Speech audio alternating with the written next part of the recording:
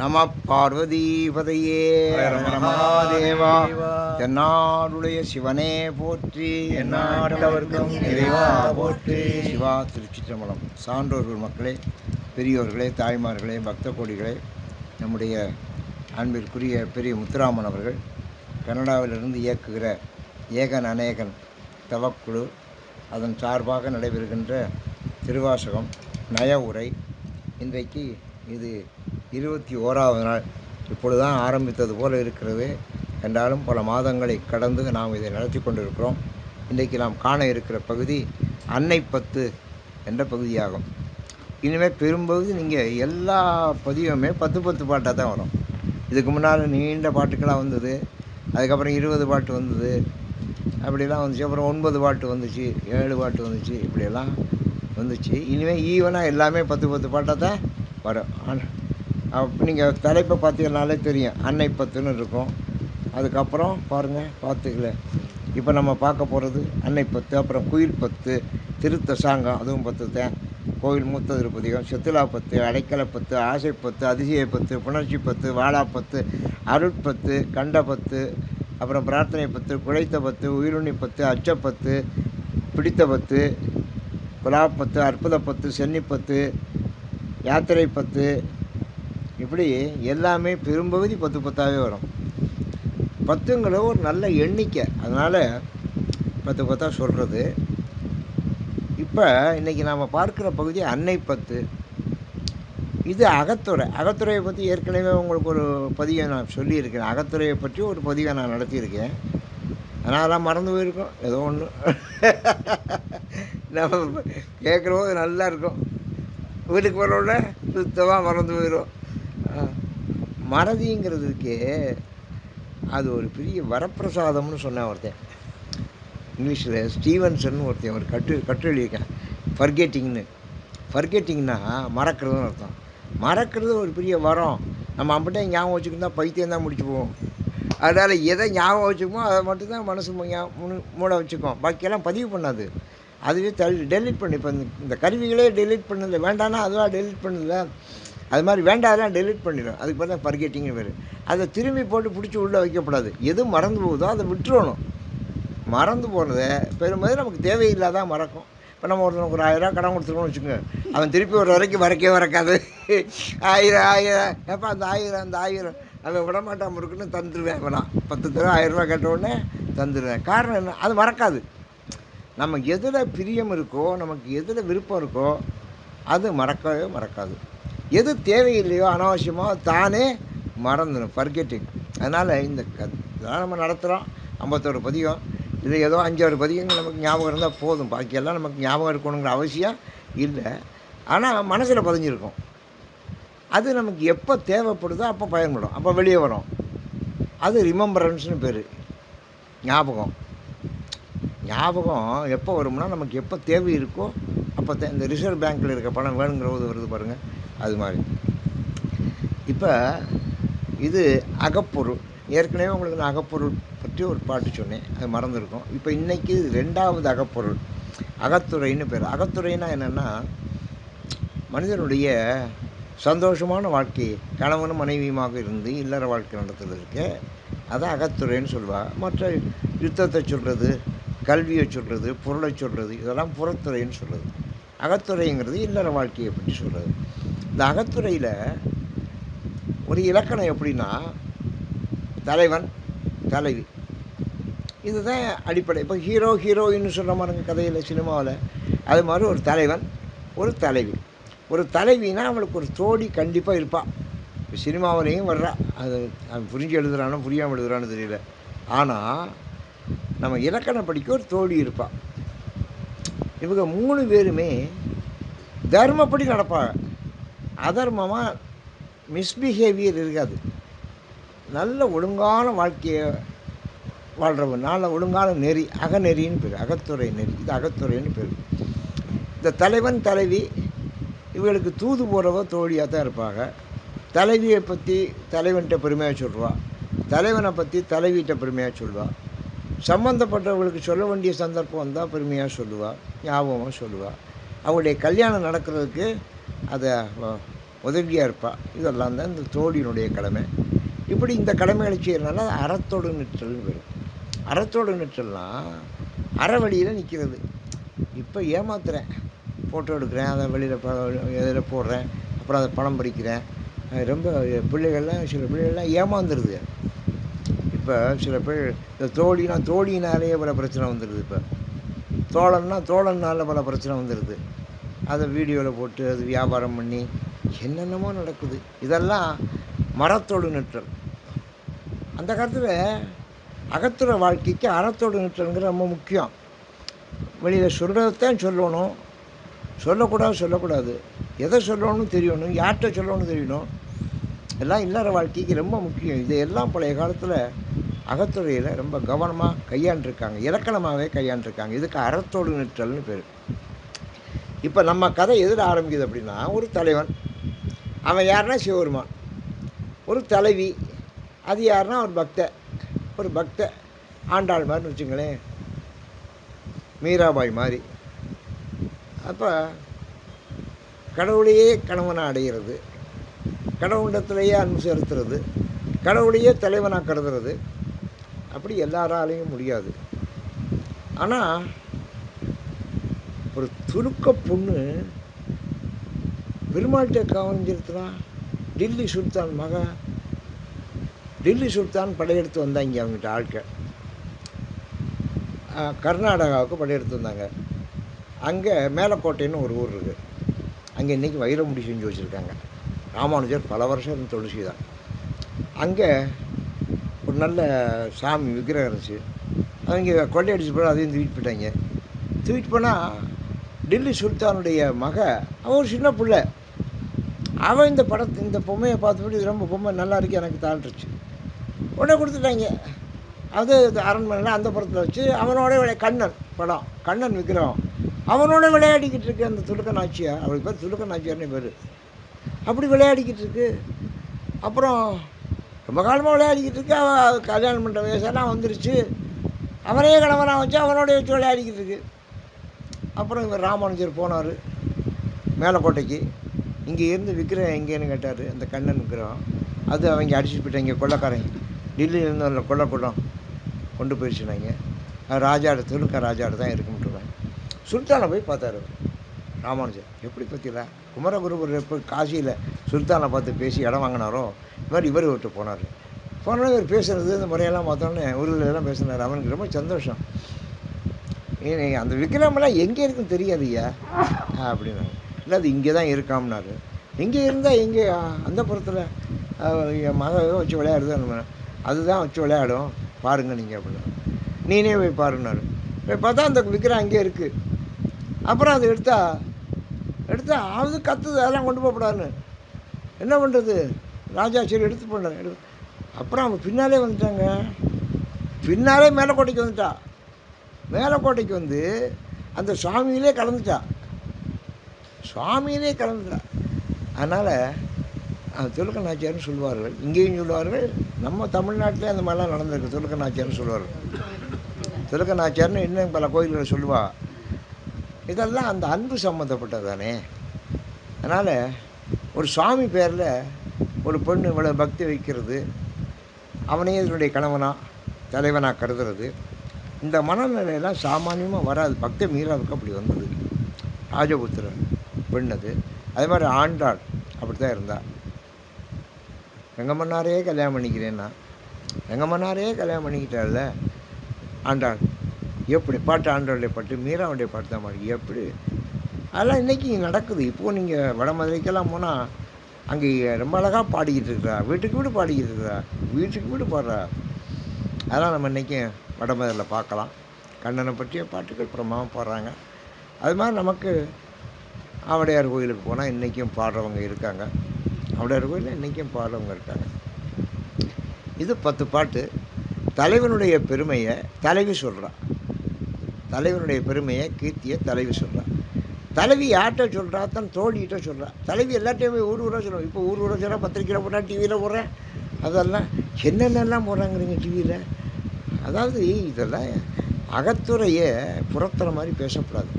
அகத்துறையே ரொம்ப கட்டுப்பாடாக கண்ணியமாக குறிப்பாக பேசணும். அது சில பேருக்கு தெரியலை. அகத்துறையை புறத்துறை மாதிரி பேசக்கூடாது. சினிமாவில் அதுதான் புறத்துறையிலே புறப்புறத்துறையுமே என்ன மோசமாக பேசுகிற புறப்புறத்துறையுமே அப்படி மோசமாக காட்டுகிறார்கள். இதெல்லாம் ரொம்ப கண்ணியமாக மறைமுகமாக குறிப்பாக பாடக்கூடிய பாட்டுகள். தலைவன் சிவபெருமான், தலைவி ஒருத்தி. அவன் தலைவனுடைய பெருமையை தோழிகிட்ட சொல்கிறான். ஏன் தோழிகிட்ட சொல்கிறான்னா, நான் அவனை விரும்புகிறேன், கல்யாணம் பண்ணிக்க போகிறேன்னு சொன்னால் தோழி கேட்பா, அவனை பற்றி உனக்கு என்ன தெரியும்பா. நம்மளாக இருந்தால் எவனை வேணாலும் கட்டிட்டு போய் எப்படி கல்யாணம் முடிஞ்சா சரின்ட்டுருவோம் நமக்கு. ஆனால் அவன் தோழி என்ன சொல்லுவா, அவனை பற்றி உனக்கு என்ன தெரியும் சொல்லு. அவன் பெருமையெல்லாம் சொல்லணும். எப்படி அந்த சந்தர்ப்பம் வருதுன்னா அவன்கிட்ட சொல்லியே ஆகணும். அப்போ தான் அவன் அதை அங்கீகரிப்பாள், தோழி அங்கீகரிக்கணும். அதனால் அவனுடைய பெருமையை சிவபெருமானுடைய பெருமையை சொல்கிறேன். இப்போ நாம் இதுவரை சிவபெருமானுடைய பெருமையை நேரடியாக பேசுகிறோம். இப்போ தோழிகிட்ட தலைவி பேசுகிறான்.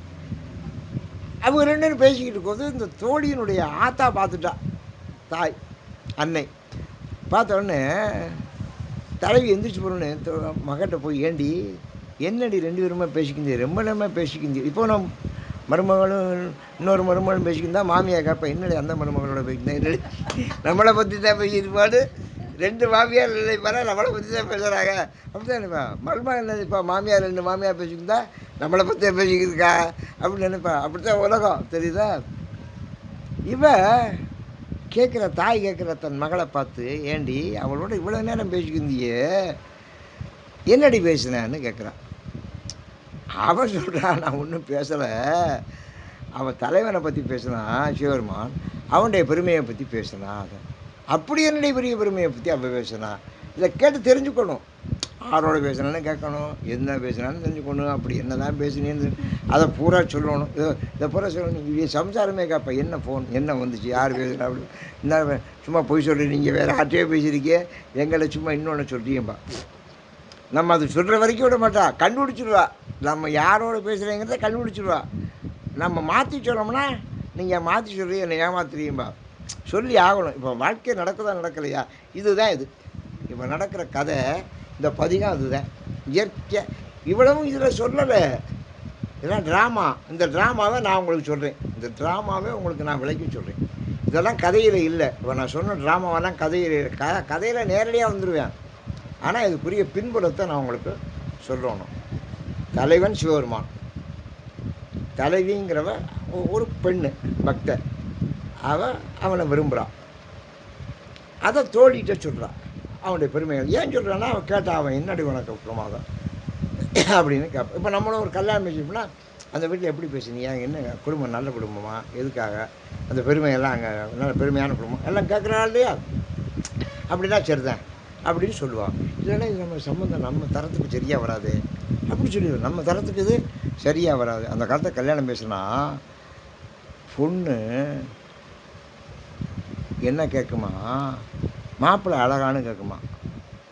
பொண்ணு கேட்குறது மாப்பிள்ளை அழகான்னு கேட்குமா, வேறு மற்றெல்லாம் கேட்காதான். பொண்ணா இந்த பழைய காலத்தில் சொல்லியிருக்கேன் புராணத்தில், பொண்ணு கேட்குறது மாப்பிள்ளை அழகா அப்படின்னு கேட்குமா. ஆத்தாக்காரி என்ன கேட்பாளாம், இந்த மாப்பிள்ளை வீட்டில் பணங்காசு இருக்கா அப்படின்னு கேட்பாளாம். அப்பங்காரன் கேட்பானா, மாப்பிள்ளை நல்லா படிச்சிருக்கானா அப்படி. ஒரு பொண்ணு பொண்ணு மாப்பிள்ளை பேச ஒருத்தன் வந்தால் அவங்கள்ட்ட இவ்வளோ பேர் இப்போ ஒருத்த கேட்குற கேள்வி. பொண்ணு என்ன கேட்கும், மாப்பிள்ளை அழகான்னு கேட்குமா, அது போயிடும். நல்ல அழகுன்னா போயிடும். ஆத்தாக்காரி அங்கே பணங்காசு நல்லா இருக்கா, பிரமாதம் பணங்காசு 10 வீடு இருக்குது, ஆத்தாக்காரி போயிடுவான். அப்புறம் அப்பச்சிக்காரி வருவார், அவன் நல்லா பையன் நல்லா படிச்சிருக்கானான்னு கேட்பான். அவருக்கு படிப்பு தான் முக்கியம், படிச்சிருக்கான். அவன் எம்எஸ்சி படிச்சிருக்கான், எம்டெக் படிச்சிருக்கான், 50,000-70,000 சம்பளம் வாங்குறான். அப்படியா, ரொம்ப சந்தோஷம். ஐயாக்கார் வருவார், ஐயா பார்த்தா அவங்க என்ன கேட்பாங்க, அவங்க சொந்தக்காரெலாம் வந்தால் அது நல்ல குலமாக கோத்திரமாக நல்ல ஜனங்களான்னு கேட்பாங்களாம். குலம் கோத்திரம் ஜனங்கள் நல்ல ஜனங்களான்னு கேட்பாங்களாம். எதுக்காக, அப்போ தான் இவங்க போனால் அங்கே இருக்கா வாங்கன்னு கேட்பேன். இல்லைன்னா அவங்கள வாங்கன்னுட்டு இவளை விட்டு வந்து திண்ணியில் ரொம்ப பேர் அவங்கனா போய் திண்ணியில் உட்காறேன், அவங்கனா சாப்பிட போகிறேன், அவங்கனா சொல்லிக்க வர்றேன், பையை கொடுக்கலன்னா அவனை எடுத்துகிட்டு வந்துடுறேன். பையை கொடுத்தாலும் வாங்கிட்டு வரேன், கொடுக்கலன்னா எடுத்துக்கிட்டு வந்துடுறேன், அங்கேயே வச்சுட்டு போயிடுறாங்க. இப்போ கூட அன்றைக்கி ஒரு கல்யாணக்காரர்களை பார்த்தீங்க, பையன் வச்சுட்டு அவன் மட்டும் போயிட்டாங்க, கூடையில் வச்சுட்டு கொடுக்குற காலில் வந்தவன் பார்த்தேன், இப்படி பார்த்தேன், பையன் எடுத்து போயிட்டேன். நான் இங்கே திண்ணையில் உட்காந்துக்கிட்டு இருக்கேன். அவன் நம்மளே அது கேட்கல, சார் இது என்ன சார் பையன் கொடுப்பான்னு அடுத்த காலம் அவன் பாட்டுக்கு எடுத்து போயிட்டேன். அடுத்தவனுக்கு ஒன்று எடுத்து கொடுத்துட்டு போகிறேன். இவ்வளவே நடக்குதுங்க இப்போ.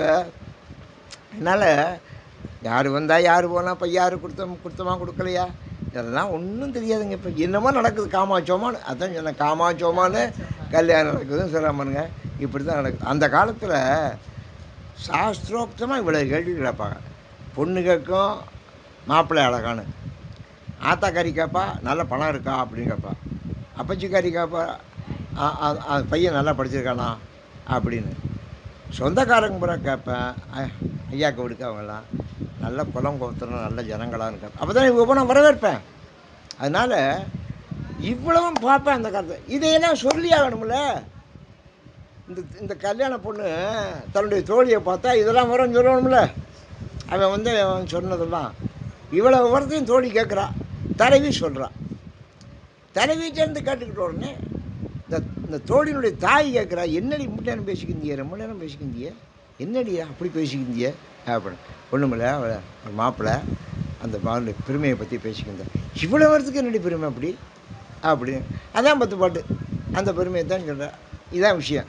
இது யார் சொல்கிறா? இப்போ இந்த பாட்டெல்லாம் பாடுற தோழி சொல்கிறா, தலைவி சொல்லலை. ஆனால் தலைவனுடைய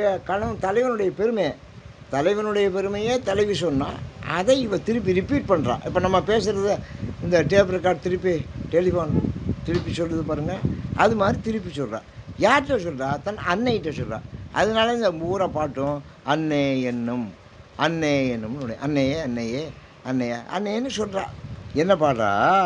வேதமொழியர் வெண்ணீற்ற செம்மேனியர் நாதப்பறையினர் அன்னை என்னும் நாதப்பறையினர் நான்முகன் மாலுக்கும் நாதரின் நாதரார் அன்னை என்னும். ரொம்ப அழகான பண்ணி செய்து பாடுறதுக்கு பாடினா நிறுத்தி பாடினா ரொம்ப அழகாக இருக்கும். அந்த தலைவனுடைய பெருமையாக சொன்னான். இன்னும் பூரா தலைவனுடைய பெருமையை சொல்கிறது. அன்னை என்னங்கிறது அன்னைகிட்ட சொல்கிறது. அவ்வளோ வேதமொழியர் அவர் தாண்டி வேதத்தையே சொன்னவர்னா சாதாரணமாக வேதத்தையே மொழியர்னா அர்த்தம் மொழிந்தவர். வேதத்தை 4 வேதத்தை சொன்னவர் அவர். ஏப்பா இவர் யார் இந்த வந்தவர்? இவர் தான்ப்பா இந்த ஊருக்கே பெரிய பணக்காரரு அப்படின்னா அவன் போயிருப்பான். அதுக்குள்ளே இவன் எந்திரிச்சிருப்பேன். அவன் போயிட்டேன், ஆனால் இவன் எந்திரிச்சிருப்பேன். ஏன்னா ஊருக்கே பணக்காரன்ன. ஆமாம், கலெக்டர் பேசுகிறேன்னா இங்கே தாசில்தார் இருப்பார். கலெக்டர் அங்கேருந்து ஆஃபீஸ்லேருந்து பேசுவார். தாசில்தார் எந்திரிச்சுன்னு பதில் சொல்லுவார். ஃபோனில் எதுக்கு எந்திரிச்சு நிற்கணும்? எந்திரிச்சாலும் உட்காந்தாலும் ஒன்று தான். இருந்தாலும் அந்த பௌரியம், அந்த மரியாதை, அந்த தன்மை அது இயல்பாக ஊறி கிடக்கு. கலெக்டர் பேசுகிறேன் எந்திரிச்சிடுறேன். என்ன காரணம்? என்ன, கலெக்டரோடு உட்காந்துட்டு பேச முடியாதுல்ல. அவர் இங்கே இல்லைனாலும் இருக்கிறதான் அர்த்தம். இதுதான் ட்ராமா. வேத மொழியர்னோடனே அவளுக்கு ரொம்ப சந்தோஷம். அடியா வேதத்தையே முடிந்தவரா? சிவபெருமான் தானே வேதத்தை முடிந்தார். அப்புறம் என்ன வெண்ணீற்றர், வெந்நீர். அப்போ அதான் அந்த உண்மையை சொல்கிறது, சத்தியத்தை சொல்கிறது. வெண்ணீற்றர் செம்மேனியர், அவர் சிவப்பு மேனி, அவருடைய சிவப்பு. அவர் தான் சிவப்பாக இருக்க காரணம் என்ன? தழல். அவர் தெரியுதா? தழல்னா என்ன? நெருப்பு தானே. திருவண்ணாமலை நெருப்பு தானே சிவலிங்கமாக மாறினது. அதான் சிவமலையாக மாறி லிங்கமாக மாறினதுலாம் அதான். அவருடைய மேனி சிவப்பு மேனி, அதனால் சிவன்னு பேர். சிவப்பாக இருக்கிறதுனால அவனுக்கு சிவன்னு பேர். செம்மேனியர் நாதப்பறையினர் அன்னை என்னும். நாதமாகிய தத்துவம், நாதத்தில் தானே அவர் இருக்கார். நாத பிரம்மம். சுவாமியை பரபிரம்மம்னு சொல்கிறோம், ஆனால் அவர் நாத பிரம்மமாக இருக்கார். அதனால தான் நம்ம பாராயணம் பண்ணுறது நாத பிரம்மமாக. நாதம்னா பாட்டு, இசை, மந்திர வடிவமாக இருக்கார், இசை வடிவமாக இருக்கார், நாத வடிவமாக இருக்கார். நாத பிரம்மமாக இருக்கார். அவர் சொல்கிற சொர்ண பிரம்மமாக இருக்கார், நாத பிரம்மமாக இருக்கார், அன்ன பிரம்மமாக இருக்காருன்னு சொல்லுவார். சொர்ண பிரம்மம்னா தங்கமாக தான் அவர் இருக்கார். அதனால் இன்றைக்கி தங்க அங்கி சாத்துறான்ல, தங்க அங்கி சாத்துறேன். நீங்கள் எதுக்கு திருப்பதிக்கு போறீங்கன்னா அங்கே பணத்தை கொண்டாந்து கொட்டிக்கிட்டே இருப்பேன். சிலன்னு சத்தம் கேட்கும். அது உண்டியில் பார்த்தோன்னா இத்தனை பெருசு இருக்கும், இப்படி திறந்துருக்கும். அப்படி தவிக்கிட்டு போடணும். போட்டால் கையில் விட்டுக்க மோதிரமும் கலந்து விழுந்துடும். அவ்வளோ பெரிய வாய் இருக்கும். அதில் அப்படி மூட்டை மூட்டையாக கொண்டு வந்து கட்டுவாங்க. கொட்டவும் சில சத்தம் கட்டுருக்கோம். வேறு எந்த கோவிலையும் இவ்வளோ பணம் விழுகிற சத்தம் கேட்காது. அதான் சொர்ணபுரமம்னு சொல்லுவாங்க. சொர்ணம்னா தங்கம். அந்த தங்கம் காசு அதை அப்படி கொட்டிக்கிட்டு அந்த சத்தம் கட்டுக்கிட்டே இருக்கும். அதனால் அவருக்கு சொர்ண பிரம்மமாக இருக்கிறாரு அப்படின்னு சொல்கிறது. அதனால தங்கத்தில் எல்லாரும் ஆசைப்படுறேன். தங்க அங்கி செஞ்சு வைக்கிறேன், தங்க பல்லக்கு செய்கிறேன், தங்க ரதம் செய்கிறேன். அதனால் அப்புறம் அன்னபுரம், நீங்கள் அன்னபுரம் நீங்கள் கேரளாவில் பார்த்து கர்நாடகாவில் பார்த்தீங்கன்னா அவர் அன்னம் போட்டுக்கிட்டே இருக்கேன், தெரியுதா? அன்னம் போட்டுக்கிட்டே இருக்கேன். 4000 பேர், 6000 பேர், 8000 பேர் அன்னம் போட்டுக்கிட்டே இருப்பேன். அது மாதிரி அன்னபுரமாக இருக்கார். அப்புறம் நாதபுரமாக இருக்கார். நாதம் பாட்டு வடிவம். அதனால் நம்ம திருவையாறில் நாதபுரமம் திருவையாறில் நாதபுரமம் தான் அவர் பாடிக்கிட்டே இருந்தார் திருவையாறில். அதனால் நாதபுரமாக இருக்கார். அதை நாதப்பறையினர் அன்னே என்னும் நாதம்.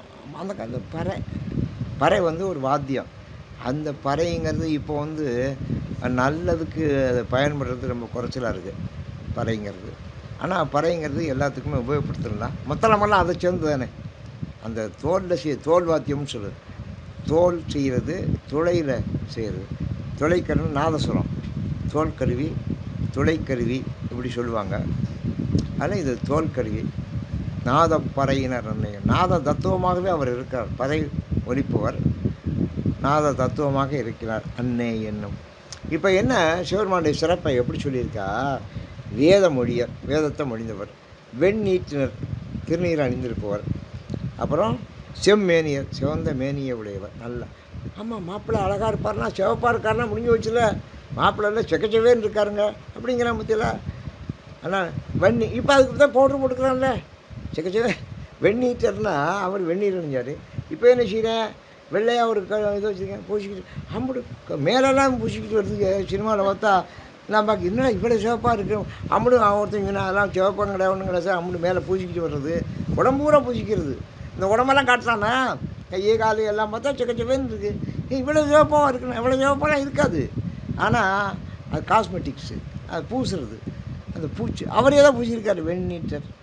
அதனால வெள்ளையாக இருக்கார் ஆள். வெள்ளையாக இருந்தாலும் சிவப்பாக இருந்தாலும் நம்ம கணக்கெல்லாம் ஒன்று தானே.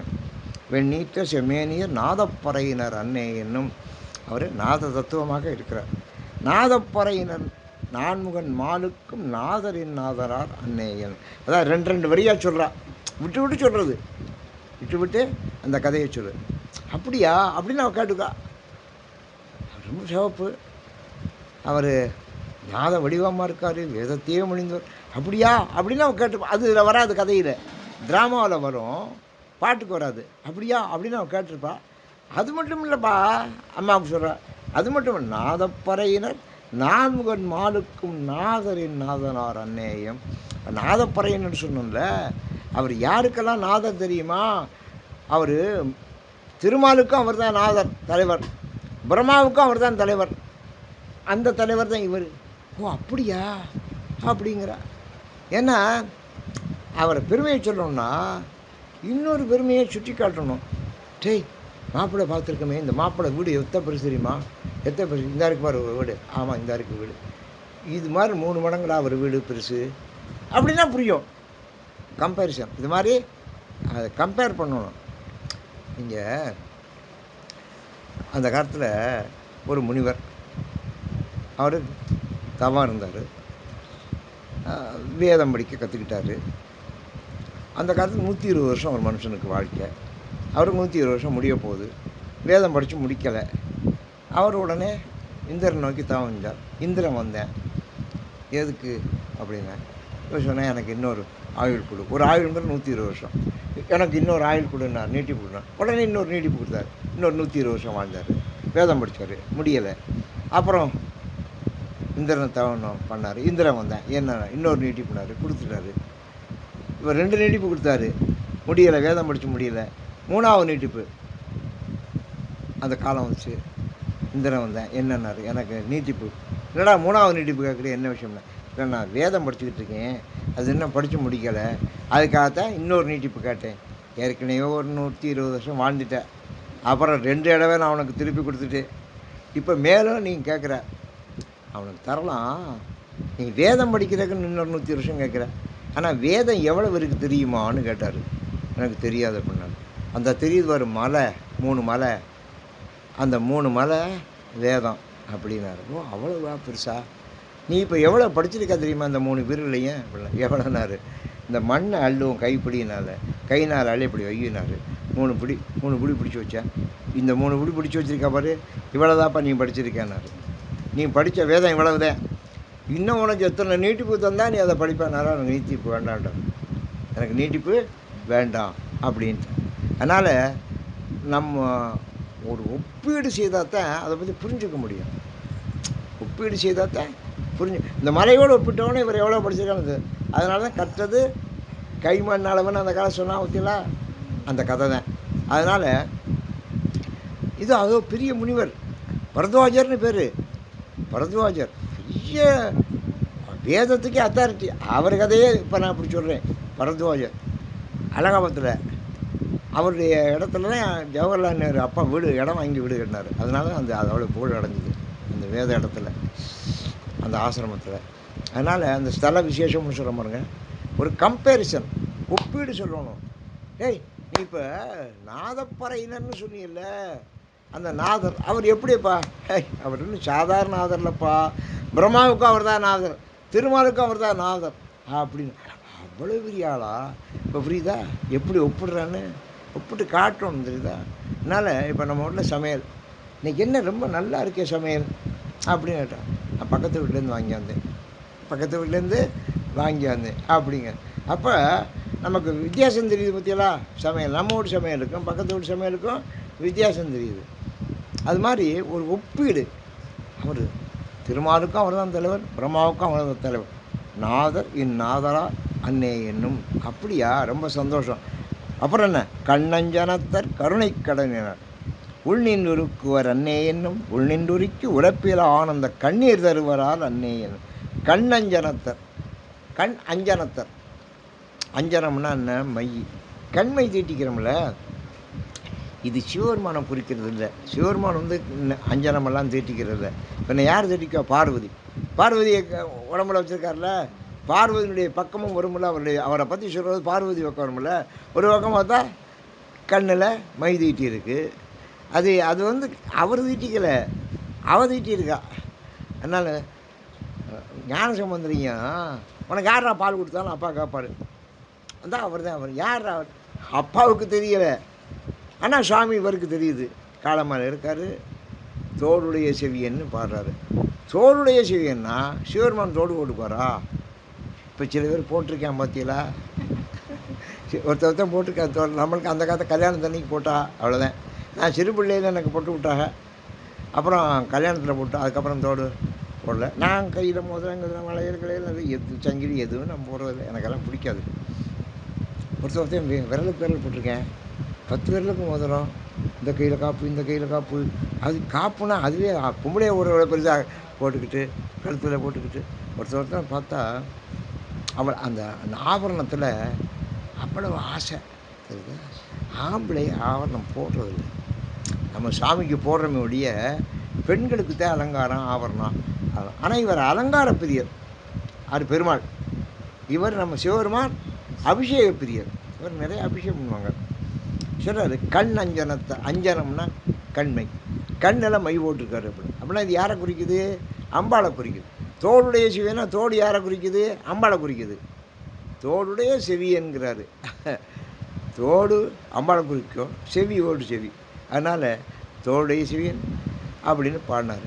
அதனால் அம்பாளும் சாமியும் சேர்ந்து இருக்கிறதுனால தான் அவருக்கு நாரியோரு பாகற்கு நஞ்சளித்த பாவி என்று அப்படின்னு பாடுவார். நாரியோரு பாகற்கு, நாரினா பெண்ணை ஒரு பாகமாக உடையவன் சிவபெருமான். கண்ணஞ்சனத்தர் கருணை கடலினர், ரொம்ப கருணையானவர். ஏன்னா கருணைங்கிறது இவருக்கு மட்டும் இல்லை, அம்பாளும் பக்கத்தில் இருக்கார்ல. நீங்கள் எப்போதுமே அம்பாள் இருக்கிறவோ நம்ம ஸ்தோத்திரம் பண்ணால் அது அப்போவே பழிச்சிடும். அம்பாள் இருக்கிறவோ ஸ்தோத்திரம் பண்ணணும். சுவாமியாக தனியாக இருக்கிறபோது அவர் செவனேன்னு இருப்பார். அப்போ நம்ம பிரார்த்தனை எல்லாம் உடனே நிறைவேறும்னு சொல்ல முடியும். அம்பாளோடு இருக்கிற போது போய் பிரார்த்தனை பண்ணால் உடனே நடந்துடும். அதனால தான் அம்பாள் இருக்காரு நமக்கு. சில சமயத்தில் நன்கொடை வசூல் பண்ண பிறகு ஆட்சி இருக்காளா அப்படின்னு பார்த்துக்கிட்டு வாங்க. ஆட்சி இருந்தால் உள்ளே போயிடுவா. போன உடனே கும்பாபிஷத்துக்கு வந்திருக்கோம் அப்படியே ரொம்ப செட்டியார் வந்து அப்படிம்பாரு.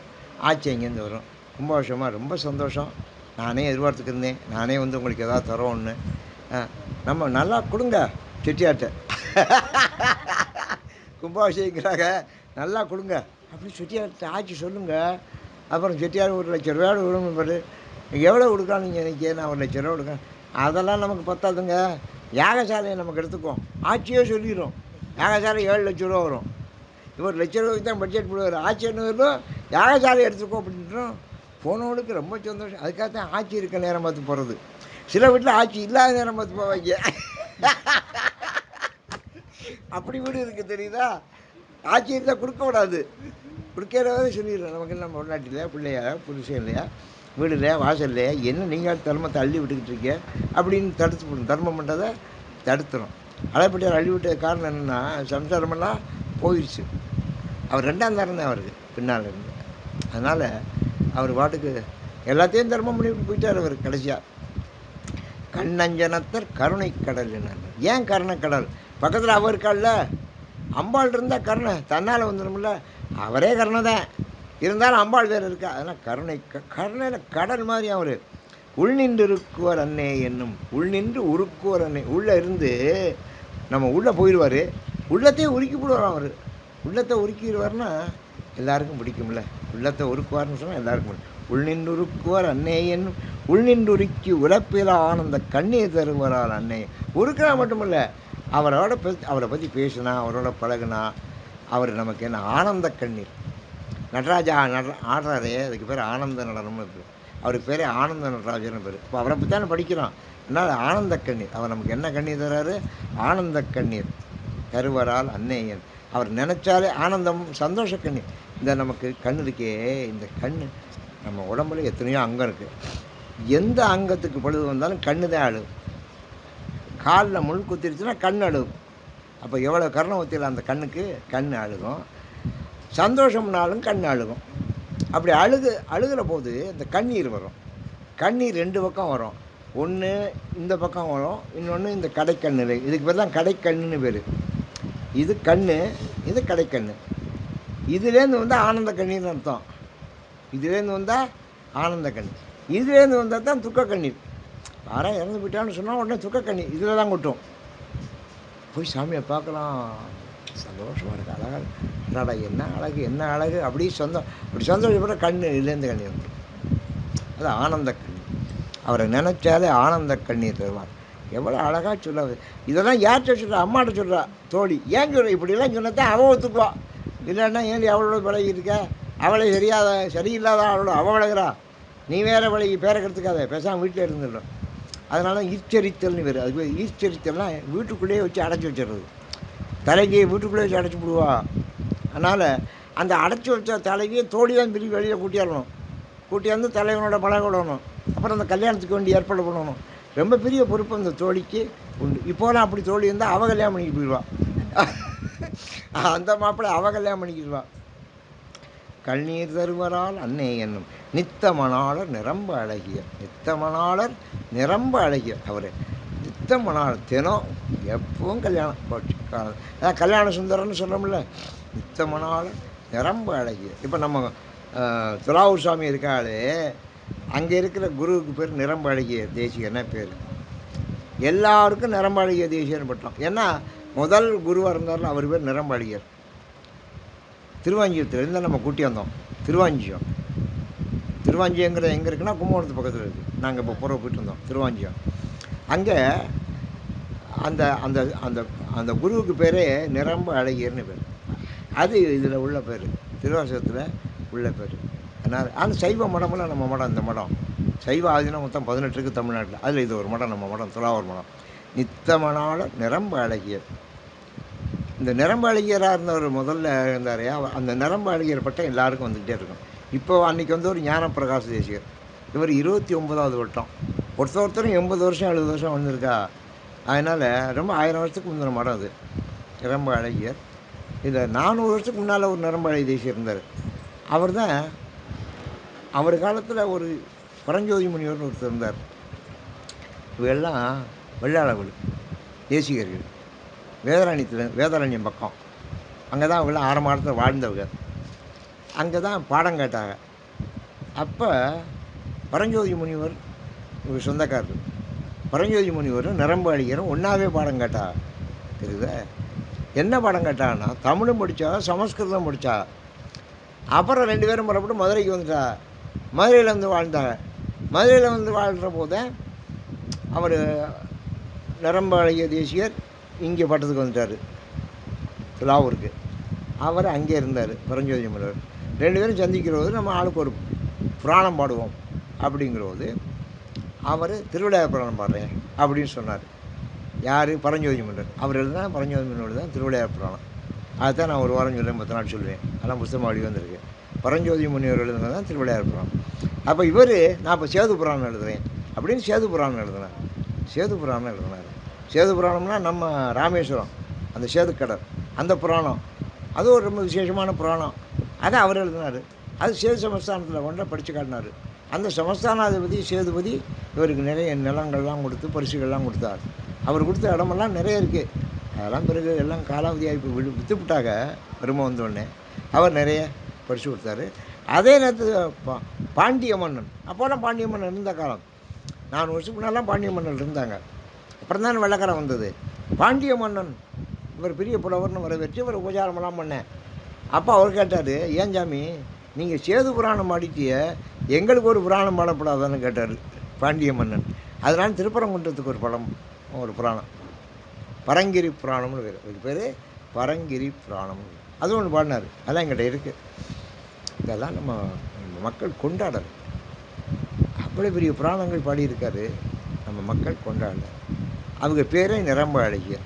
நிரம்பாளிகர்னு சொல்லி திருவாசகத்தில் உள்ள பேரை தான் அவங்க வச்சுக்கிட்டு இருக்காங்க. நித்தமனாளர் நிரம்பாளிகர் சித்தத்திருப்பாரால் அன்னை என்னும். அவர் நம்ம சித்தத்தில் வந்து உட்காந்துருவார். அவர் நம்ம மனசு, நீங்கள் அதான் சித்தத்தை சிவமாக்கி சீதனவே தவமாக்கும்னு முடிச்சோம்ல. சித்தம் சிவமாக்கி, சித்தம் நம்ம மனசுக்கு. இப்போ நீங்கள் இங்கே வரணும்னு நினைக்கிறிய, வந்துட்டிய. இதை நடத்தணும்னு நினைக்கிறிய, நடத்திட்டிய. இதை முடிக்கணும்னு நினைப்பிய, 51 பதி ஆனோடனே நம்ம முடிச்சிடுவோம். அப்போ அது சித்தத்தில் இருக்கணும். எதெல்லாம் சித்தத்தில் இருக்கோ அதெல்லாம் நடக்கும். சும்மா மேம்போக்கா நான் முடிஞ்சால் வர்றேன். அப்பா நம்ம வீட்டில் ராமானுஜம் சொல்ல, நீ வர்றியாப்பா? நான் முடிஞ்சால் வரேன். முடிஞ்ச ஒருபடி நீ எப்போ வர்ற? முடிஞ்சா வரையில, முடிஞ்ச ஒருபடி எதுக்கு? அதான் முடிஞ்சு வச்சுல. முடிஞ்சா வரேன்னு சொல்லவே கூடாது. இயன்றால் வர்றேன், தோதுப்பட்டா வர்றேன். நம்ம நாட்டில் தோதுப்பட்டாங்கிற வார்த்தை அருமையான வார்த்தை. தோதுப்பட்டா நான் தோது பார்த்து வர்றேன், அருமையான வார்த்தை. நம்ம செட்டிநாட்டு வார்த்தை தோதுப்பட்டா வர்றேன் அப்படி சொல்லணுமே ஒழிய முடிஞ்சா வரேன்னு சொல்கிறேன். ரொம்ப பேர் முடிஞ்சா வரேங்கிற. முடிஞ்ச ஒருபாடு எதுக்கு வரணும்? அதான் முடிஞ்சு வச்சே.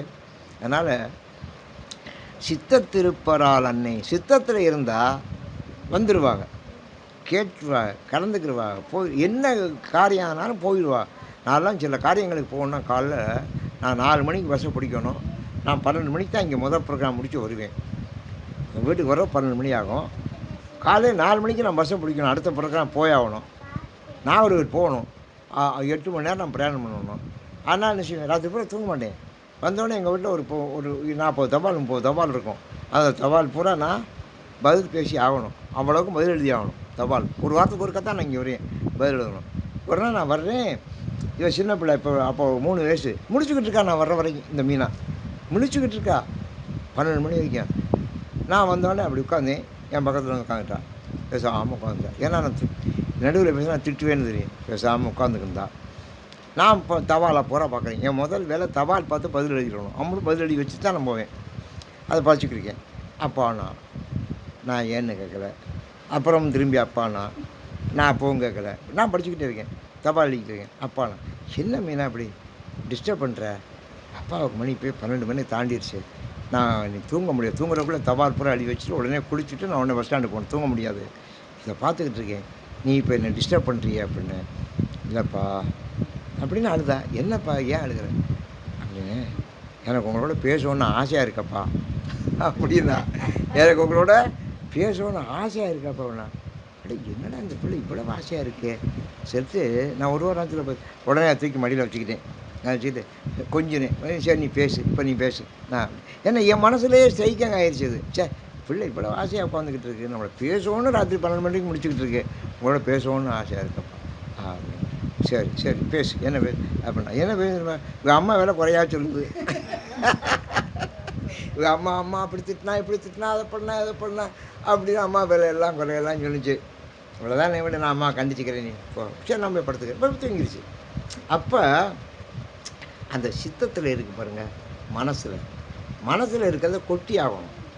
மனசில் தேக்கி வச்சுக்கக்கூடாது. அது துக்கமாக இருந்தாலும் சரி, சந்தோஷமாக இருந்தாலும் சரி, விஷயங்களாக இருந்தாலும் அதை கொட்டி அதை வச்சுக்கிற அது எவ்வளோ உள்ளே இருந்தாலும் தாங்குகிற சக்தி எல்லாருக்கும் இருக்குது. எனக்கெல்லாம் இருக்கும். நான் எவ்வளோ இருந்தாலும் தாங்குவேன், யார் என்ன சொன்னாலும் தாங்குவேன், எல்லாத்தையும் உள்ளே தாங்கிக்குவேன், எவ்வளோ வந்தாலும் தாங்கிக்குவேன். காரணம் என்ன, அது சிறு பிள்ளையிலேயே அது பழக்கம். இப்போ இருந்தால் அதான் அடிச்சு விட்றாங்கிறல்ல, 2 வார்த்தை சொன்னால் அரைஞ்சி விட்றேன். ஏன்னா அது பொறுமை இல்லை, தாங்கும் சக்தி கிடையாது. தாங்கும் சக்தி அதான் எதையும் தாங்கும் இதையும் நம்பர். அதுதான் சித்தத்திருப்பரால் அன்னை என்னும். அவர் நித்தமனாளர் நிரம்ப அழகிய சித்தத்திருப்பரால் அன்னை. அவர் அவங்க சித்தத்தில் இருக்காரப்பா அப்படின்னு அவர் சொல்கிறா. யார் சொல்கிறா, அந்த தோழி சொல்கிறா அவங்க அம்மாட்ட.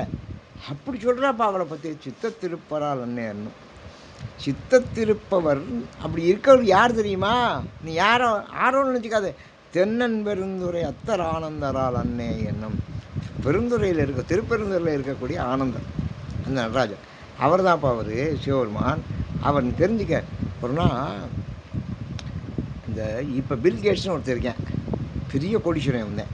போன வருஷம் வரைக்கும் முந்தின வருஷம் வரைக்கும் அவன் தான் உலகத்தில் நம்பர் 1 கோடீஸ்வரன். இப்போ 2வது கோடீஸ்வரன். அவன் வயசு 45 வயசு. அவன் பல பேர் ஆயிரக்கணக்கான பேர் வேலை பார்க்குறேன். ஒரு நாள் ஆஃபீஸுக்கு வந்தேன்.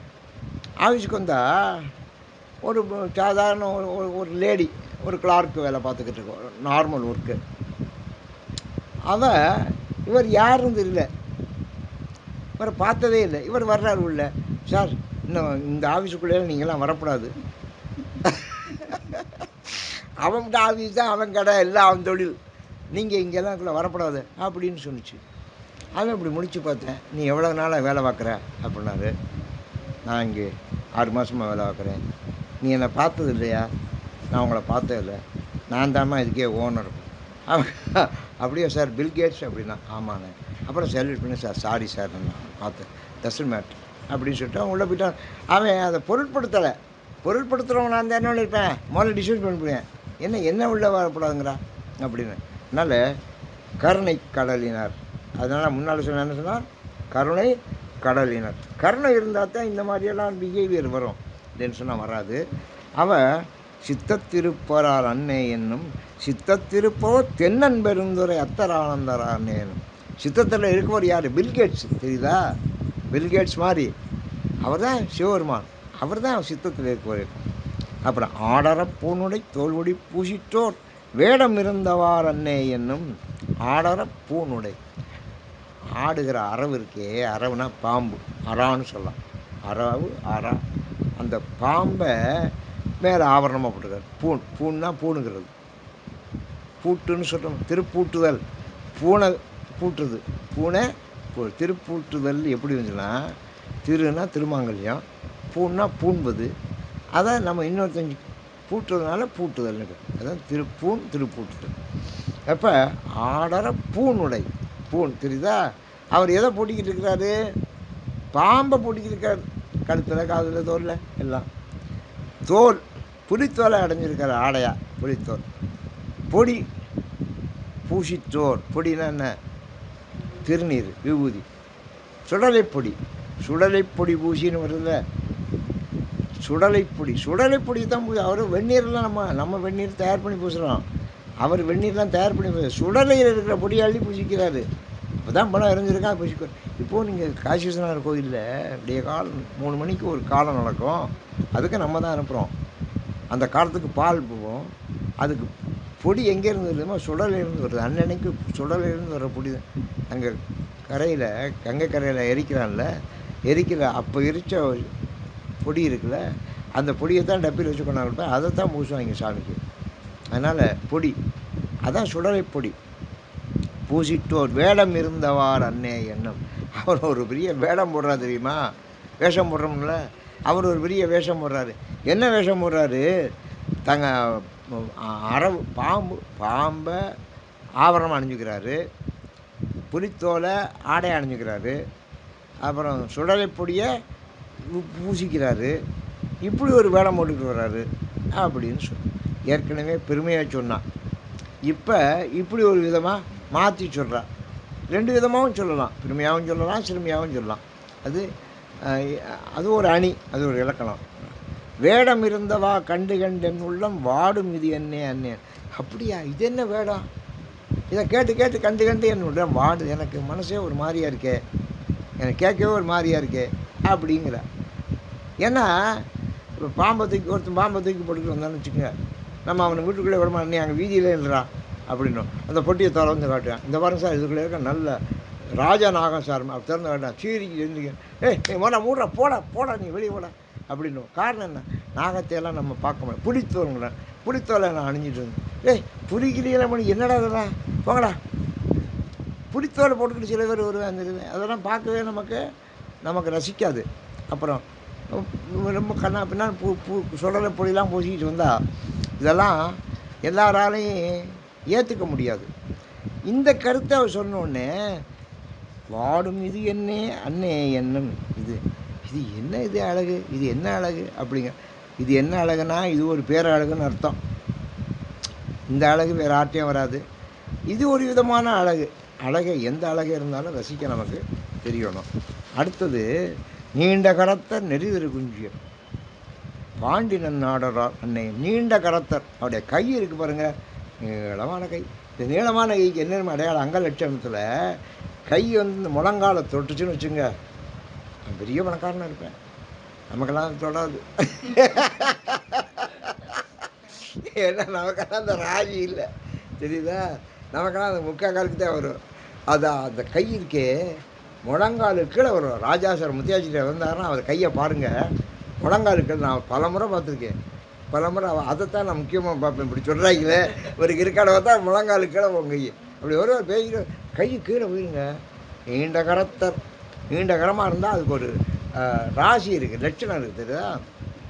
நீண்ட கரத்தர் நெறிதரு குஞ்சியர் ஜடமுடி. அந்த ஜடமுடியே பார்க்க அழகாக இருக்கும். நீங்கள் ஜடமுடின்னு நம்ம சொல்கிறோமே, இப்போ பெண்களுக்கு ஜடை முக்கியம், ஆண்கள் ஜடையெல்லாம் வச்சுக்கிறது இல்லை. ஆனால் சிவபெருமான் ஜடாமுடி, சன்னியாசிகள் ஜடாமுடி வச்சுருப்பாங்க. இப்போது நீங்கள் திருப்பனந்தாள், தருமபுரம் அங்கேயெல்லாம் போனீங்கன்னா, அங்கேயெல்லாம் இந்த ஆதிநகரத்தில் இருக்காங்க, அவங்க ஜடாமுடி தான் வச்சுருப்பா. ஜடாமுடினா எப்படி தெரியுமா? இந்த சடை இருக்குல்ல, சடை ஒரு 12 அடி நீளத்துக்கு இருக்கும். இவர் 5 அடி தான் இருப்பார். ஆனால் இவருடைய சடை 12 அடி இருக்கிறான். நான் ஒரு நாள் வைத்தீஸ்வரன் கோயிலுக்கு போயிருக்கேன், சீர்காழிக்கு போகிறேன். இந்த சாமி தான் அங்கேயும் வர்றாரு. இந்த பண்டார சன்னதி, 2வது பண்டார சன்னதி. அவர் அந்த புறார்த்தை படுத்துருக்கிறாரு அந்த திருநெயில். அவருக்கு அந்த முடியை ஒருத்தர் முடிச்சு இழுத்துக்கிட்டே போகிறேன், போய் அவர் படுத்துக்க அந்த திருநெல் நீளத்துக்கு இருக்குங்க. அது அந்த கடைசியில் கொண்டு வைக்கிறேன், அதை ஒருத்தர் முடிச்சு இழுத்துக்கிட்டே போகிறேன். இவர் படுத்துருக்காரு, அதை கொண்ட ஒரு 15 அடிக்கு போகுது. அப்புறம் அதையெல்லாம் கோதி விட்டு அதை பண்ணி அதுக்கு சேக்கெல்லாம் போட்டு தேய்ச்சி குளிச்சு எல்லாம், அது பெரிய வேலை. அதனால தான் நம்ம ஆளுக்கு அந்த காலத்தில் மொட்டை அடிச்சு விட்றது ரொம்ப சௌகரியம். மொட்டை அடிச்சாச்சுன்னு வச்சுங்க, முதல்ல எண்ணெய் மிச்சம், 2வது சீப்பு மிச்சம், சீவர நேரம் மிச்சம், அளவு பார்க்குற நேரம் மிச்சம். நகரத்தாரில் அந்த காலத்தில் மொட்டை அடிச்சிடுவாங்க. பௌத்த மதத்தில் மொட்டை அடிச்சிடுவாங்க, சமண மதத்தில் மொட்டை அடிச்சிடுவாங்க. ஒரு காலத்தில் நம்ம சமண மதத்தில் இருந்தோமா, அப்போ ஆரம்பிச்சதான் அந்த மொட்டை அடிக்கிற பழக்கம் சொல்கிறாங்க. அப்படியே நம்ம பழைய காலத்து செட்டியாரில் பாருங்கள், யாரும் ஜடாமுடியோடையெல்லாம் இருக்க மாட்டாங்க, யாருக்கும் கிராப்பெல்லாம் இருக்காது. அதெல்லாம் பிற்காலத்தில் எடுத்த படம். பழைய காலத்தில் எல்லாம் முளமண்டையாக தான் இருப்பாங்க. இந்த சினிமாவில் உள்ள டிவியில் உள்ள ஒருத்தன் வர்றேன், முளமண்டையாகவே வர்றேன், முளமண்டையாக வந்து பேசுகிறேன். அவன் தங்கத்தை பற்றியே பேசுகிறேன். மோளமண்டை இருக்கே, அது செலவே இல்லை, தெரியுதா? ஆனால் இந்த ஜடாமுடியெல்லாம் நீளமாக போகும். அதை என்ன செய்யும், சுருட்டுறாங்க. சுருட்டி கொண்டு வந்து தலையை சுற்றி கட்டி பார்த்தா கிரீடம் வச்சுருக்க மாதிரி இருக்கும். அந்த பண்டார சன்னதி வர்ற போது அப்படி தான் வருவார். இது திருப்பனந்தாளில் பார்க்கலாம், தருமபுரத்தில் பார்க்கலாம், திருவாவடுதுறையில் பார்க்கலாம். அந்த காலத்தில் அவங்கெல்லாம் அப்படிலாம் இருந்தாங்க. இப்போ இருக்கிற ஆட்கள்லாம் அப்படிலாம் இருக்குல்ல, ஒருத்தர் 2 பேர் அந்த மாதிரி. அப்படி நெறிதரு குஞ்சியர்னா சரிதா? நெறிதரு குஞ்சு. நெறிதர்னா அழகாக இருக்கக்கூடிய நெறியோடு வளர்க்கப்பட்ட அந்த சடையை உடையவர், சடாமுடியை உடையவர். பாண்டினன் நாடரால் அன்னேயன். அவருக்கு நாடு எது? அவர் எங்கே உள்ள பாண்டி நாட்டை சேர்ந்தவர். அந்த போனால் அந்த அந்த அதான் இந்த ஊரில் போட்டு அவன் யார் தெரியுமா? எங்கள் ஊருக்காரன் அப்படிங்க. அவன் யாருன்னா எங்கள் ஊருக்காரன். எங்கள் ஊர்னாரன் எங்கள் ஊருக்காரன் அப்படின்னாலே அது ஒரு பெரிய பெருமை இருக்குல்ல. எங்கள் ஊருக்காரன் அப்படின்னா அது பெரிய பெருமை. அது இப்போது நீங்கள் இந்த செங்கல்பட்டுக்கு பக்கம் போனோம்னா இந்த கோயிலெலாம் கூரை போட வேண்டிய கட்டணம், கோயில் இடிஞ்சு போயிருக்கும், கூரை போடணும். அந்த ஊருக்காரன் 4 பேர் வருவேன் வந்து, என்னப்பா இதெல்லாம் கோயிலெலாம் கூரையெல்லாம் போடணும், கோயில் கட்டணும், திருப்பணி ஒன்று அப்படின்னா கூரை போடணுமா கூப்பிடு செட்டியாரையுமே. அங்கே அப்படி ஒரு பழமொழி இருக்குது. கூரை போடணுமா கூப்பிடு செட்டியார். செட்டிநாட்டுக்கு அழைப்பு வரும். யாராவது செட்டியாரை கூட்டியாருங்களா? அவங்களுக்கு தானே இதெல்லாம் நமக்கு என்னடா தெரியும்? அவங்களுக்கு தானே தெரியும். செட்டியாரை கூட்டியாடா, அவங்க வந்தால் தானே இதெல்லாம் நடக்கும் அப்படிங்கிறாங்க. இன்றைக்கி கூப்பிடு செட்டியாரை அப்படிங்கிறேன். கூரை போடணுமா கூப்பிடு செட்டியாரைங்கிறேன். பழக்கம் எப்படி பழமொழியாக இருக்குது பார்த்தீங்களாங்க. அதனால் பாண்டினன் நாடரால் அன்னேயன் அப்படியா. இப்போ நம்ம படித்தோமே இவன் யார்? இப்போ நான் சொன்னால அவன் சிறப்பு. அவன் எந்த நாடு? நம்ம பாண்டி நாடு. பாண்டினன் நாடரால் அன்னேயன். பாண்டினன் நாடர் பரந்தெடு சிந்தையை ஆண்டன்பு செய்வாரால் அன்னையன். பாண்டினன் நாடர் பரந்தெடு சிந்தையை. பாண்டி நாட்டில் சேர்ந்தவங்க மட்டும் இல்லை, பரந்தெடு சிந்தைனா பரந்த மனம். சிந்தை வந்து எப்படி இருக்கணும்? பரந்த சிந்தையாக இருக்கும். சில பேருக்கு பரந்த மனம் இருக்கும் சரிதா? சில பேருக்கு சின்ன குறுகிய மனம் இருக்கும். குறுகிய மனம் வேறு இப்போ நீங்கள் உங்களுக்கு ரொம்ப பரந்த மனம் இருக்கும். ஒவ்வொரு தடவை ஒரு பை நிறைய கொண்டாடுங்க. ஒரு தடவை ஒரு பை நிறைய இந்த பிள்ளைங்களாம் இன்றைக்கி ஐயா கொண்டாடுவாங்க அப்படிங்குது. அது சொல்லுது ஐயா இப்போ கொண்டாடுவாங்க அப்படிங்குது. எப்படி? ஆமாம் அது சொல்லுது. கொண்டாடு. நீ அவள் இந்த ஜிலேபி வேண்டாம்னு சொல்லணும். நிறைய வந்துருச்சு எங்களுக்கு ஜிலேபி அப்படிங்குதுங்க. அதான் நீங்கள் வர்றீங்கன்னா நீங்கள் பை கொண்டாடுறீங்கன்னு சொல்லுது. அதில் இன்னொன்று கொண்டாடுவியோ அப்படின்னு சொல்லுது. அப்போ அதுக்கு என்ன கவனம்? எங்கே அந்த பரந்தெழு சிந்தை. இதுதான் நீங்கள் பரந்த மனப்பான்மை இருக்கிறது. அந்த சிந்தை வெளியில் எழுந்து வருகிறது. அந்த சிந்தை எழுந்து வருது. 2 பேர் சொல்கிறா மொத்தம் நல்லா கொண்டு வருவா ஐயா. இந்த ஆட்சி எப்படி கொண்டாந்து தெரியுமா? அந்த வீட்டுக்கு பெரிய உழவுக்குள்ளே ஒரு ஆட்சி கல்யாணம் பண்ணி வச்சு ஏகப்பட்ட சாமம் கொண்டாந்துச்சு. அந்த உழவுக்குள்ளே இருக்க மற்ற பொம்பளையே சொல்கிறா, இப்போ வர்றது எம்படி கொண்டு வந்தா தெரியுமா அப்படிங்கிற. 10 பேர் இருக்க வீட்டுக்குள்ளே ஒருத்தி நிறைய கொண்டாந்தா எல்லோரும் ஒரு அளவாக தானே கொண்டாடுவாங்க. ஒருத்தி நிறைய கொண்டாந்தா உடனே மற்றவங்க சொல்கிறாங்க எவ்வளோ கொண்டாந்தா சரிம்மா. அதான் எழு சிந்தை. அங்கே உள்ள சிந்தை அப்படி எழுந்து வருது. நான் தான் சொன்னேன்ல தெங்குலவு சோலை. தெங்குலவு சோலைன்னா என்ன? தெங்கு எந்திரிச்சு உழவுமா? உழவாது. நம்ம உழவுற இடத்துல தெங்கு இருக்கும். தெங்குன்னா தென்னை. தெங்குலேருந்து வந்தால் தேங்காய். தெங்குலவு சோலைன்னு ஏன் சொன்னான்னா நம்ம எந்த பக்கமெல்லாம் நடக்கிறோமோ அந்த பக்கமெல்லாம் சோலையாக தண்ணி இருக்குது. அதுதான் தெங்குலவு சோலை. நான் ராஜேஸ்வரன் முத்தியாச்சிட்டியாரோட 60 வருஷத்துக்கு முன்னால் பேசிக்கிருந்தேன். அவங்கள்ட்ட பங்களாவில் இந்த வராண்டாவில் பேசிக்கிட்டு இருக்கோம். அவன் நின்றுக்கிட்டே பேசுகிறான், நான் நின்றுட்டே பேர் ஆரம்பில்ல. நாங்கள் 2 ராஜா நின்றுக்கிட்டு பேசுனா அப்போ ஒரு இடத்துல நிற்க மாட்டா, அப்படி நடந்துக்கிட்டே இருப்பா.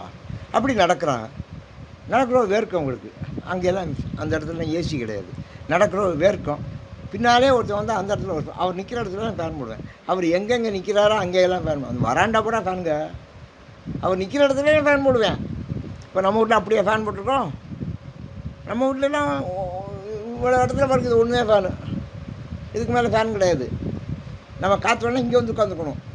ஆனால் அங்கே இல்லை, அவர் போகிற இடம்னா ஃபேன். அப்போ இது தெங்குலவு சோலைங்கிற மாதிரி அது ஃபேன் உழவு பங்களா. ஃபேன் உழவு பங்களா. ஃபேன் உழவு தான் அது நிற்குது. இவர் உழவுறாரு. உழவுற இடம்லாம் அந்த ஃபேன் வருதுன்னு சொன்ன பாருங்க. அது மாதிரி எழு சிந்தை. எழு சிந்தைன்னா அந்த சிந்தை எழுகிறது மட்டும் இல்லை, அந்த சிந்தை எல்லாருக்கும் எழும். எல்லாருக்கும் ஒருத்தர் எழுந்துட்டா வீட்டில் என்ன, ஏய் எந்திரிங்க எல்லாம் எந்திரிங்க என்னாராச்சும் எந்திரிங்க அப்படின்னு எல்லோரும் எந்திரிச்சிடுவாங்க. ஒருத்தர் எந்திரிச்சிட்டா எல்லோரும் எழுந்துருவாங்க. இந்த எந்திரிக்காமல் படுத்துருக்கலாம் வச்சுக்கிங்க, பாட்டையை எந்திரிச்சிட்டாலும் பார்க்க பாட்டையாக தூங்குறாங்கன்னா நம்ம இன்னும் கொஞ்சம் நேரம் தூங்குவோம் அப்படின்னு தூங்குவோம். நம்ம எந்திரிச்சிட்டோம்னா அதில் எந்திரிச்சிடும். அதான் எழு சிந்தை. எழு சிந்தைன்னா புரியுது அர்த்தம். நமக்கு மட்டும் அந்த சிந்தை வர்றதில்லை, எல்லாருக்கும் அது வர்றது. அதான் எழு சிந்தை. அதான் ரொம்ப அழகான வரும். இந்த வார்த்தைகள்லாம் காயின்டு வேர்ட்ஸ், நல்ல ஃப்ரேஸ். பரந்தெழு சிந்தையை ஆண்டன்பு செய்வாரால் அன்னை என்னும். அன்பு அதான் அந்த சிந்தையை அவர் தான் ஆள்றாரு, அன்பு செய்கிறாரு, ஆள்றாரு, அன்பு செய்கிறாரு எல்லாருடைய சிந்தையும். அப்பேற்பட்ட தலைவன் சிவபெருமான். நம்ம சிந்தையை மட்டுமில்லை, எல்லார் சிந்தையும் எழச் செய்து அன்பு செய்யும்படியாக செய்கிறான். உன்னற்கரிய சீர் உத்தரமங்கையர். அவரை நினச்சி பார்க்க முடியுமா? அவர் கேட்குறா, நான் இப்போ உனக்கு சொல்கிறேன் அவரை பற்றி. என் தலைவி எங்களை சொன்னால் அவர் தலைவனுடைய சிறப்பை பற்றி, அதை நான் இப்போ சொல்கிறேன். நான் என்ன சொன்னாலும் உன்னற்கரிய, உன்னால் நினச்சி பார்க்க முடியாது, உன்னால் நினச்சி பார்க்க முடியாது. இப்போ நம்ம போகிறோம், கல்யாணக்காரோட போகிறோம், பெரிய கல்யாணம், ஒரு ரூம் பூரா, ஒரு ரூம் பெரிய ரூம், அந்த ரூம் பூரா வெள்ளிச்சாமானாக வச்சுருக்காங்க. எல்லோரும் பார்க்குறா. பார்த்துட்டு வந்தோடனே ஏண்டி அங்கே என்ன சாமான் வச்சுருக்கேன், அது ஏன் கேட்குற, நம்மளால் நினச்சே பார்க்க முடியாது, நீ போய் பார்த்துட்டு வா. அங்கே வச்சுருக்க சொல்ல முடியாது. உன்னற்கரிய சீர், சீர்னாலே சீர் வரிசைன்னு அர்த்தம். சீர்னாலே சீர். ராஜா நம்ம அளவுப்பிச்சார், வள்ளல் அளவுப்பிச்சார் உமையாளுக்கு கல்யாணம் பண்ணார். இவர் தங்க கட்டி வெள்ளை கட்டி உருட்டி வச்சார். நம்ம செட்டிநாட்டில் தங்கத்தை பாராவும் வெள்ளியை பாராவும் வச்சவர் இவர் தான். அதான் தங்க கட்டி வெள்ளி கட்டி. இப்போவும் சொல்ல, இன்னும் உங்கள் ஆத்தாவோட தங்க கட்டி வெள்ளி கட்டி கொண்டாந்தியான்னு இப்போங்கப்பா, அது இவர் தான் வச்சார். அளவுப்பட்டியார் தான் வச்சார். கல்யாணம் 7 நாள் நடந்துச்சு. 3 நாள் ஏகப்பட்ட கச்சேரி. அந்த காலத்தில் யாரெல்லாம் டிஆர் மகாலிங்கம், எம்கே தியாகராஜ பாகவதர், அந்த காலத்தில் யாரெல்லாம் பெரிய பாடல்களோ அவங்க, எம் சுப்புலட்சுமி, டிகே பட்டம்மாள், அப்படி பேர் வந்து பாடினா. 3 நாள் கச்சேரி. ஒரு பக்கம் கச்சேரி நடக்குது, 4-5 பங்களாவில் சாப்பாடு நடக்குது. எந்த பங்களாவுக்குள்ளே வேணாமல் சாப்பிடலாம். அப்படி சாப்பாடு ஊராக கொட்டகை. என்ன செலவு செஞ்சு அந்த சாமானை அடிக்கிருக்கார். இந்த உமையாளுக்கு வச்ச சாமான் அவ்வளவு சீர் இந்த வரைக்கும் நம்ம செட்டிநாட்டில் யாரும் வச்சிடல. அவ்வளவு சாமான் தங்க கட்டி வெள்ளி கட்டி உருக்கி வச்சாரியா.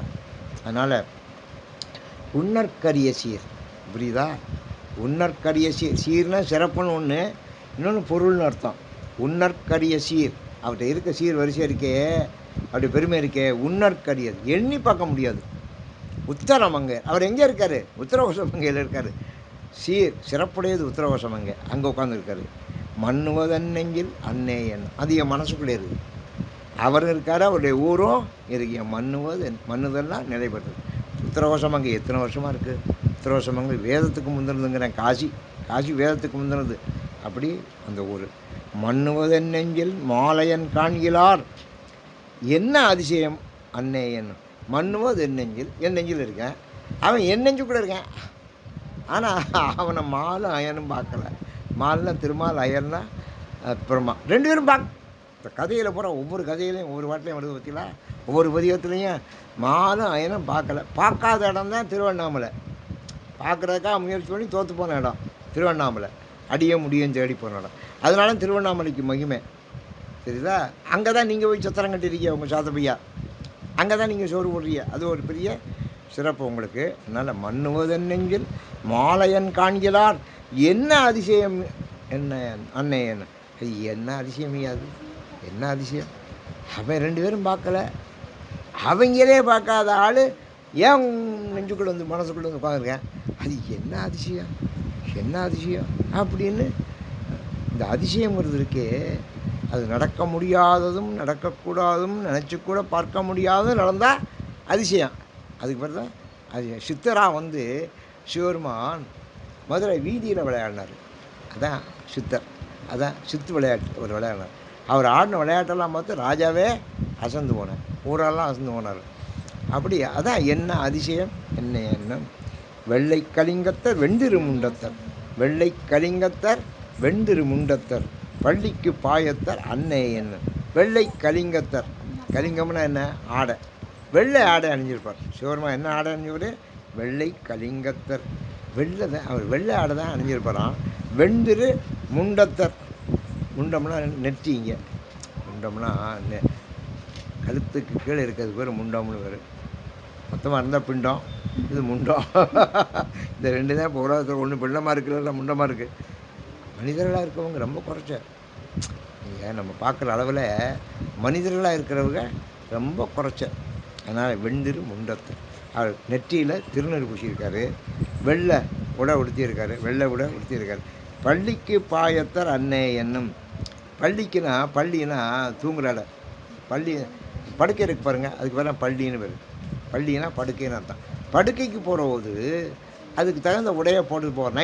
நைட் ட்ரெஸ்ஸுன்னு சொல்கிறான் பாருங்க. இப்போ அப்படி பள்ளிக்கு பாயத்தை தூங்க போகிறபோது அதுக்கு அந்த மேலாடை, வெள்ளை மேலாடையை போட்டுக்கிட்டு போவாள். தூக்கத்திற்குரிய மேலாடை அதை உடுத்தியிருப்பாள். தூக்கத்திற்கே உரிய மேலாடையை உடுத்திக்கிட்டு போனால் அது மாதிரி பள்ளிக்கு பாயத்தை. பாயம்னா உடைன்னு அர்த்தம். பள்ளினா தூங்குற இடம், படுக்கை. பள்ளிக்கு பாயத்தை அன்னை என்னும். அவர் பள்ளிக்கு பாயத்தை தூங்க போகிறபோது அதுக்கு தகுந்த உடையை உடுத்திக்கிட்டு போவார் அப்படின்னு சொல்லுவாங்க. இப்போ வெள்ளைக்காரனா அப்படி தான் நைட் ட்ரெஸ் தான் போட்டுக்கிட்டு இருப்பேன். இப்போ நம்ம அப்படி இல்லை, ஏன்னா நமக்கு எப்போதுமே ஒரே ட்ரெஸ் தான், அதனால் போட்டு போகிறோம். பள்ளிக்கு பாயத்தார். சரி, பள்ளிக்கு பாயத்தங்க தூங்க போகிறவர் கொடுக்குற உடையும் சரி. அவர் எப்படி வந்தார் தெரியுமா? பாய்பறி மேற்கொண்டன் உள்ளம் வருவரால் அன்னையன். அவர் குதிரையில் ஏறி வந்தாரடி.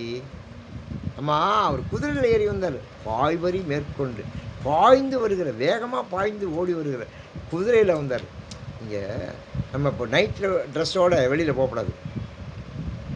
இப்போ பேசுகிற நைட் ட்ரெஸ்ஸை இரவோட பள்ளிக்கு பாயத்தார். தூங்க போகிறவங்க போட்டுக்கிற ஆடை அதை போட்டு, அவர் தூங்க போகிறவங்க ஆடையை போட்டிருந்தாலும் அவர் குதிரையில் ஏறி வந்தார். அப்படி தான் வந்தார். அப்படி தான் மதுரைக்கு வந்தார். குதிரை சேவகனா குதிரையை ஓட்டிக்கிட்டு வந்தார். அப்படி எப்படி வந்தார்னா இந்த மாதிரி தான் உடையை போட்டு வந்தார். அந்த உடையத்தான் தூக்கி ராஜாவுக்கு வீசினார். அந்த உடையத்தான் தூக்கி ராஜாவுக்கு வீசினார். அவருக்கு இதுக்கெல்லாம் ஒன்றும் பெரிய வித்தியாசம் கிடையாது. சுடலை பொடியைத்தானே பூசிட்டு வர்றாரு. நம்ம சுடலை பொடியை பூசிட்டு போமா? ஒருத்தன் பவுட்ரு போடாமல் வெளியில் வர மாட்டேன், பவுடரே காணும். உடனே விபூதி அள்ளி பவுடராக போட்டுக்கிட்டு வந்துட்டேன். என்னடா விபூதி இருந்துச்சா நான் போட்டுக்கிட்டு வந்தேன் அப்படின்னு. ஏன்டானா விபூதியும் பவுடரும் ஒன்று தானே நிறத்தில், அதனால் போட்டுட்டு வந்தேன்னு சொன்னாங்க. பள்ளிக்கு பாயத்தர் அன்னையன். பள்ளிக்கு பாயத்தர் பாய்பறி மேற்கொண்டன் உள்ளம் கவர்வரால் அன்னையன். குதிரை மேலே வந்து என் உள்ளத்தை கவர்ந்துட்டாரு. தாலி அருகினர் சந்தன சாந்தினர் ஆழம்மை ஆழ்வரால் அன்னையன். தாலிங்கிறது கொடி. தாலிங்கிறது ஒரு கொடி. தாலி அருகினர், தாலி கொடி. அருகுனா நம்ம அருகம்புல் இருக்குல்ல, அருகம்புல் கொடி, அதைத்தான் மாலையாக போட்டுக்காரு. அருகம்புல் வந்து விநாயகருக்கு மட்டும் இல்லை, சிவபெருமானுக்கும் உரியது. நான் முந்தைய உங்களுக்கு சொல்லியிருக்கேன், அருகம்புல் சிவபெருமானுக்கும் உரியது. அருகம்புல்லுக்கு என்ன சிறப்பு தெரியுமா? அன்றைக்கும் சொல்லியிருக்கேன், இப்போ ஒருக்கா சொல்கிறேன். அருகம்புல் ஒரு இடத்துல முளைக்குது. முளைச்சுன்னா அப்படி முளைச்சோடனே அவருக்கு 10 இலை 8 இலை 4 மொதல் இலை வருது. அப்புறம் 4 இலையாக வரும். அப்படி வந்து வளர்ந்தோடனே கொடியாக வாங்கிடும். அப்படி சாஞ்சிடும். சாஞ்சோடனே அடுத்தாப்பில் விடும். அடுத்தாப்பில் தரையில் விழுந்தால் அந்த இடத்துல அந்த தரையில் விழுகிற காம்பில் வேர் வந்துடும். அது தண்ணி மண்ணுக்குள்ளே போய் வேர் வந்துடும். அப்புறம் சாயும், அப்புறம் சாயும், அப்புறம் சாயும், அப்புறம் அப்படி சாஞ்சிக்கிட்டே போய்கிட்டு இருக்கோம். அங்கங்கே வேர் வந்துடும். அங்கங்கே ஒரு வருஷம் கழித்து நீங்கள் பாருங்கள், அந்த முதல் இலை வந்துச்சு பாருங்கள், அது பச்சையாக இருக்கும். மற்றெல்லாம் ஒரு வருஷம் ஆச்சுன்னா வாடி விழுந்துடும். எந்த மரத்துலையும் எந்த கொடியிலையும் எந்த செடியிலையும் இருக்கிற முதல் இலை வாடி விழுந்துடும். எந்த மரத்துலையும் சரி. அப்புறம் தான் புது இலை தான் வரும், அப்புறம் தான் வளரும். இது வளர்ந்துக்கிட்டே போகும். ஆனால் ஒரு இலை கூட, ஒரு அருகு கூட காயாது. அதுக்கு தான் அருகம்புல்லுக்குள்ள சிறப்பு. அருகம்புல்லுக்குள்ள சிறப்புன்னா லட்சம் இலை வந்துடும். லட்சம் இலை வந்தாலும் முதல் இலை அப்படி இருக்கும். அருகம்புல் அதான் ஆள் போல் தழைத்து அருகு போல் வேரோடி அப்படிமே. ஆள் போல் ஆள் வந்து இந்த விருட்சம் இருக்கும், அதனுடைய விழுது விட்டுக்கிட்டே இருக்கும். ஆள் மரம் சாயாது, அருகு காயாது. அது சாயாது, இது காயாது. ஏன் காரணம் என்ன? இது வேர் விட்டுக்கிட்டே போய்கிட்டு இருக்கும். வேர் விட்டாச்சுன்னா அந்த இடம் புதுசு தானே, அந்த இடம் புதுசு தானே, அந்த இடம் புதுசு தானே. அப்படியே வேர் விட்டு அதை அப்படி பறித்தோம்னா ஒரு கொடியாக வந்துடும்.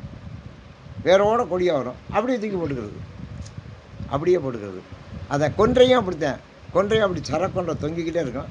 அதை அப்படி கட் பண்ணி எடுத்துட்டோம்னா அதே மாலையாக போட்டுக்கலாம். கொடியாக அப்படி தொங்கும், வெத்தலை கொடி மாதிரி.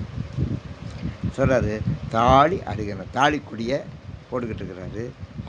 அருகம்பூ மாலையை அணிஞ்சிருக்காரு. சந்தன சாந்தினர், சந்தனத்தை பூசிக்கிட்டு இருக்காரு உடம்புல. அதான் சந்தனம், நம்ம அபிஷேகம்லாம் பண்ணுற மாதிரி சந்தன சாந்தினர். ஆழம்மை ஆழ்வரால் அன்னையன். அது எங்களை அவர் அரசாள்றார். எங்களை அவர் ஆள்கிறார் சிவபெருமான். ஆழம்மை ஆளும் அடிகளார் தங்கையில் தாளம் இருந்தவார் அன்னை என்னும். சரியப்பா, அவர் கையில் தாளம் வச்சுருக்காரப்பா. அவர் கையில் தாளம் வச்சு, அது என்ன கருத்துது?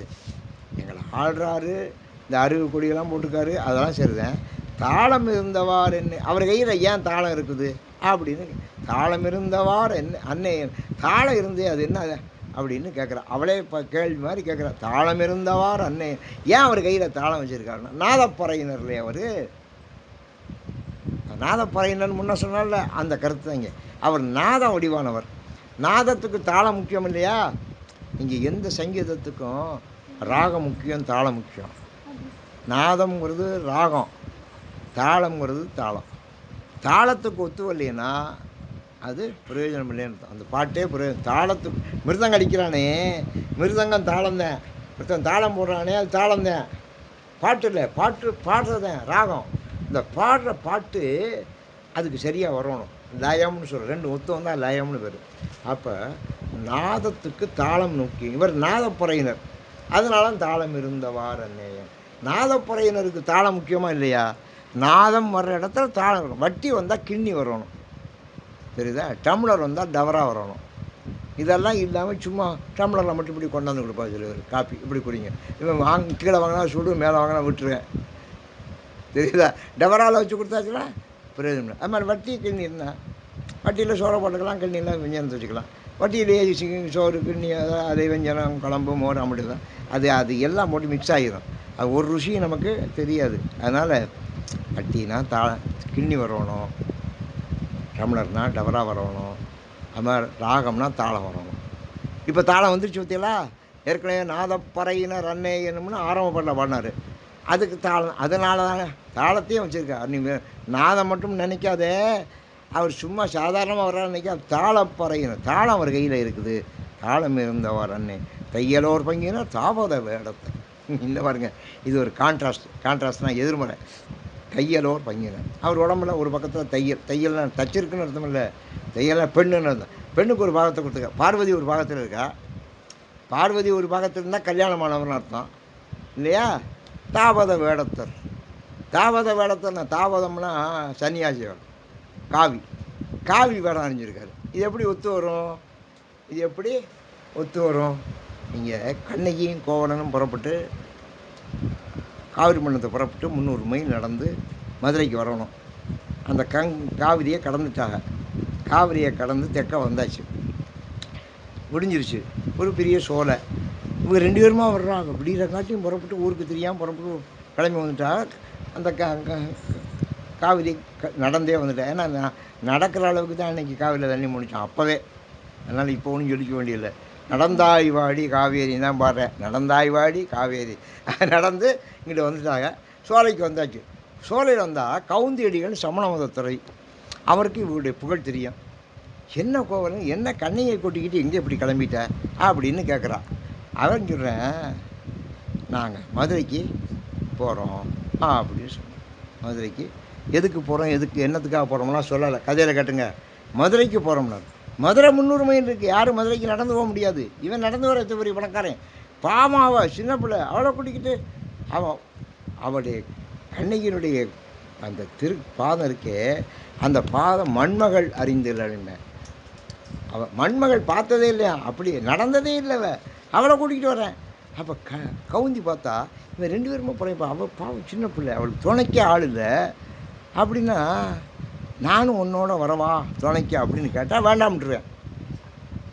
வேண்டாம் உன்னோட வரவான்னு நான் கேட்கல. நானும் மதுரைக்கு போக வேண்டியிருக்கு. எனக்கு அங்கே என்னுடைய அவன் சமண மதம், எங்கள் அருக முனிவர்களை நான் பார்க்க வேண்டியிருக்கு. அதனால் நானும் போகிறேன், நீங்கள் என்னோட வாங்க அப்படின்ட்டு. நீங்கள் என்னோட எவ்வளோ திறமை பற்றியலாம் என்னோட சரிங்கன்னா ஒரு துணையா போனாங்கன்னு நம்ம படிக்கிறோம். அப்போ அவள் சொல்லுவாள், ரொம்ப இவளை பாராட்டி. யார் கண்ணகி யாருன்னு சொன்னால், அதாப்பா உலகத்துக்கே பெரிய தெய்வம் அப்படின்னு சொல்லுவாள். உலகத்துக்கே பெரிய தெய்வம் அப்படின்னு அவள் கவுந்தியடிகள் சொல்லுவாள். அது மாதிரி தையலோர் பங்கினர், தையலை பங்கில் வச்சுருக்காரு. தாபத வேடத்தர் எப்படி வந்திருக்கா, தாபத வேஷம் போட்டிருக்காரு. சன்னியாசி வேடத்தில் காவி உடை அணிஞ்சிருக்காரு. ஐயம்பூவரால் அன்னே என்னும். ஐயம்னா பிச்சை எடுக்கிறார்ல. கபாலி வேடத்தில் வந்தார்ல, கையில் கபாலத்தை வச்சுக்கிட்டு பிச்சை எடுத்தார். அப்போ காவி உடை தான் அணிஞ்சிருந்தார். ஆனால் தையலை ஒரு பக்கத்தில் வச்சுருக்கிறார். அதனால் தையலோர் பங்கினர் தாவத வேளத்தர் ஐயம்புகுவரால் அன்னையன். ஒன்று கொண்டு சம்மந்தம் இருக்கா பார்த்தீங்களா. காவி உடை அணிஞ்சிருக்காரு, மனைவியை பக்கத்தில் வச்சுருக்காரு. ஆனால் பிச்சை எடுக்க மனைவி இருந்தால் எதுக்காக பிச்சை எடுக்கணும்? அவள் தான் ஜோறு பிடிச்சி விட்டுருவாள்ல, அவளை வச்சுக்கிட்டு பிச்சை எடுக்கிறாரு. அன்னே ஐயம் புகுந்தவர் போதலும் என் உள்ளம் நையும் இதுவென்னே அன்னே என்னும். அவர் போன உடனே அவர் போய்த்தார். ஆனால் என் மனசு ரொம்ப கஷ்டப்படுதுங்க. ஏன்னா அவர் பாவம் கையில் கபாலத்தை எடுத்துக்கிட்டு இப்படி பிச்சை எடுக்கிறதுக்கு வர்றாரு, தாவாத வேடத்தில், காவி வேடத்தில். அதை பார்த்தோன்னே நையும், என்னுடைய மனசு நைகிறது, வருந்துகிறது அப்படின்னு நையும் இது என்னே அன்னே எண்ணம். கொன்றை மதியமும் கூவிள மொத்தமும் துன்றிய சென்னியர் அன்னையம். 10வது பாட்டு, கடைசி பாட்டு. இனிமேல் பூரா 10 பாட்டு. கொன்றை மதியமும் எதையெல்லாம் அணிஞ்சிருக்கார் அவர்? கொன்றை மாலை அணிஞ்சிருக்காரு. மதியம்னா இளம்பிறை அணிஞ்சிருக்காரு. கூவிளம்னா வில்வ மாலை அணிஞ்சிருக்காரு. ஊமத்தம்பூ இருக்குல்ல, ஊமத்தம்பூ அவருக்கு ரொம்ப பிடித்தம். சரிதா? சிவபெருமானுக்கு உரியது ஊமத்தம்பூ. சிவபெருமானுக்கு உரியதெல்லாம் அதில் சொல்லியிருக்கா பாருங்க. கொன்றை அவருக்கு ரொம்ப, அது அந்த நல்ல மஞ்சேர்னு இருக்கும் இல்லையா, சரக்கொன்றை, அது அவருக்கு ரொம்ப பிடித்தம். அப்புறம் மதியம் உள்ளொடிக்கு தலையில் வச்சுருக்காரு இளம்பிறையை. கூவிளம்னா வில்வம். கோயிலில் பூரா வில்வம் இருக்குது. சிவபெருமான் கோயிலில் பூரா, சிவன் கோயிலில் பூரா வில்வம் இருக்கும். வில்வம் தான் செலவிருஷமாக இருக்கும். கூவிளம் ஊமத்தம்பு. துன்றிய சென்னியர் அன்னை என்னும். அந்த சென்னியில் அவருடைய தலையில் இதெல்லாம் வச்சுருக்காரு அப்படின்னு சொல்லுவாள். துன்றிய சென்னியர் என்னென்னலாம்? கொன்றை, மதியம், கூவிளம், உன்மத்தம். இந்த 4 துன்றிய சென்னியர். இந்த 4 வரிசையாக இருக்குது. இந்த 4ஐயும் சென்னியில் தலையில் அணிஞ்சிருக்கிறாரு. அம்மாவை பற்றி அண்ணே சாதாரணம் இல்லை. அவர் எதெல்லாம் அணிஞ்சிருக்காரு தெரியுமா? கொன்றை, மதியம், கூவிளம் இவ்வளோ அணிஞ்சிருக்காரு. அப்படி துன்றிய சென்னியின் உன் மொத்தமே எனக்கானவார் அன்னையன் அப்படி சொல்லிட்டு அவர் சென்னியில் மத்தம் இருக்குல்லன்னு சொன்னல, அம்மா ஊமத்தம்பூ இருக்குன்னு சொன்னேன். அது அவருடைய காட்சியை பார்த்தோன்னே எனக்கு மத்தம் முடிச்சு உன்மத்தம் முடிச்சு போச்சுங்களா. அவரை பற்றி இவ்வளோ நேரம் அந்த மத்தத்தையெல்லாம் சொன்ன உடனே எனக்கே உன்மத்தம்னு பித்து பிடிச்சு. ஏன்?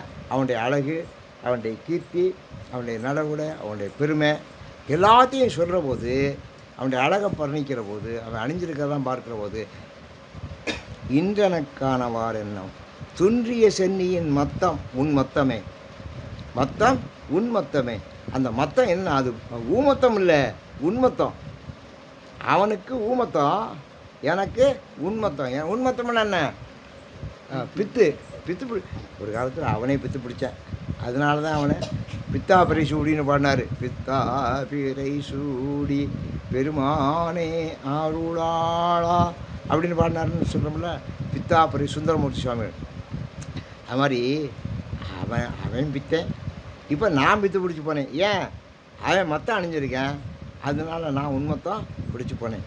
துன்றிய சென்னியின் உன்மத்தமே இன்றனக்கானவார் அண்ணா. கடைசியாக இப்போ இவ்வளோ நேரம் இந்த கதையை சொன்னல, எனக்கு அதான் ரிசல்ட்டுங்கிறான். எனக்கு அதான் ரிசல்ட்டு. இன்றனக்கானவா அன்னை என்னும். நம்ம ஒருத்தர் சொற்பொழிவாளர் சொன்னார், ஒரு ஊருக்கு ஒருத்தன் வந்து பேச கூப்பிட்டாலாம். சரின்னு இவர் போனாராம். சரின்னு போயிட்டார் பேசுகிறதுக்கு. கூப்பிட்டு 5 நாள் பேச்சு. 5 நாளையும் போயிட்டார். அவன் 5 நாளும் ஒன்றும் கொடுக்கல. அவன் பேசி ஒரு தொகை பேசி போயிட்டான். 5ஆவது நாள் பேசி முடிச்சது. இவர் ஊருக்கு புறப்படணும், அவனை காணும். இப்போ யார் கூட்டிகிட்டு போனானோ வந்து பேசி அவனை தேனா ஆளை காணும்.